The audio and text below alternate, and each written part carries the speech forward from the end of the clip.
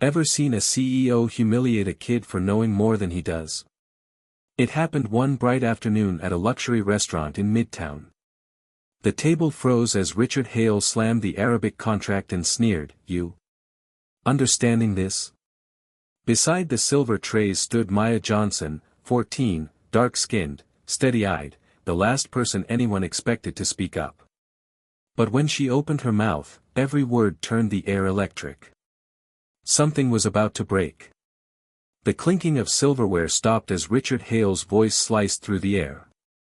"So none of you geniuses can read Arabic?" His laugh was sharp, the kind that didn't invite anyone to join. The table of executives avoided his eyes. The foreign investor from Dubai sat quietly, hands folded, waiting.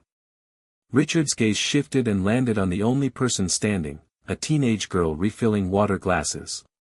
"You there," he said with mock amusement. "Do you even know what language this is?" Maya Johnson froze, pitcher trembling in her hands. 14 years old, daughter of the night shift waitress, she'd only come to help her mother on her day off. She didn't answer. Richard smirked. "Didn't think so." He shoved the folder toward the translator who'd just quit.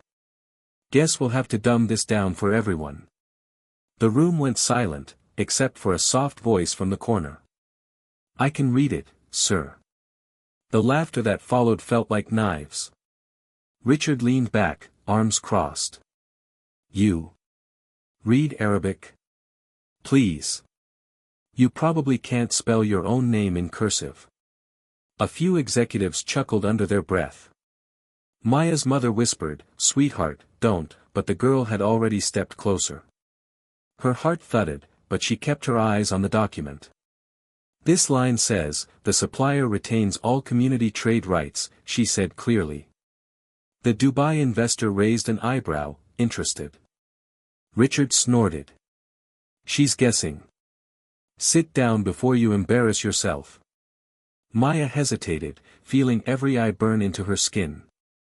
A bead of water dripped from the silver pitcher onto her shoe, darkening the leather, a small, humiliating stain. Still, she didn't move. "What would you do," she wondered silently, "if this happened to your child?" The investor gently asked, "Let her continue." Richard waved dismissively but didn't stop her. The girl's voice steadied. The room grew quiet enough to hear her breathe. She turned the page, brow furrowing. Her voice faltered for the first time. "Wait, this part. It says, minority-owned businesses excluded from subcontracting benefits.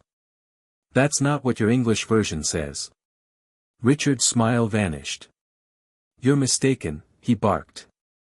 "You don't understand legal language." But Maya met his glare. "I understand Arabic perfectly." The investor leaned forward. "She's right," he said in accented English. "That line shouldn't be there." Richard's face flushed. "Do you know who you're talking to?" he snapped. "I built this company from nothing." Maya's hands trembled but she didn't back down. "And yet, you tried to build it on someone else's silence." The tension broke like glass. The investor stood. "Enough. Mr. Hale, I will no longer discuss this with you. The young lady may finish translating." Richard's lips moved, but no sound came out. Around him, the same men who'd laughed now stared in uneasy respect at the girl he'd mocked. When she finished reading, the investor nodded slowly. "Your translation is flawless," he said. "And your courage even more so." He turned to Richard. "If this is how you treat people, our deal is over, unless you make it right." Richard swallowed hard. "Make what right?" "An apology," the investor said. "And a scholarship in this girl's name, to teach Arabic to any child who wants to learn. Dignity before money," as she quoted. The words hit Richard like a verdict. The room waited. Finally, he muttered, "I'm sorry, Maya." She didn't smile.